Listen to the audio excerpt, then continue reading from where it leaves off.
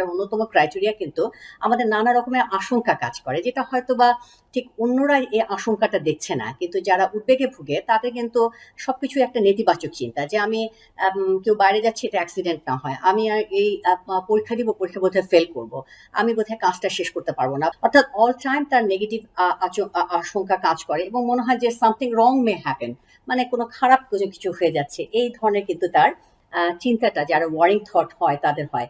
এবং এই যে এক্সেসিভ অ্যাংজাইটি, ওয়ারিং থট, এগুলা সে ঠিক সহজে এটা কন্ট্রোল করতে পারে না। অনেক ক্ষেত্রে আমরা অনেক সময় ডাক্তাররা বলে থাকি যে আপনি বেশি চিন্তা করবেন না, বেশি চিন্তাটাকে প্রশ্রয় দিবেন না। তো রোগী তখন বলে যে আমি তো আসলে ইচ্ছা করে চিন্তা করে না, চিন্তাটা আসলে অটোমেটিক্যালি, আমিও তো চিন্তা করতে চাই না, চিন্তাটা আসলে অটোমেটিক্যালি চলে আসে।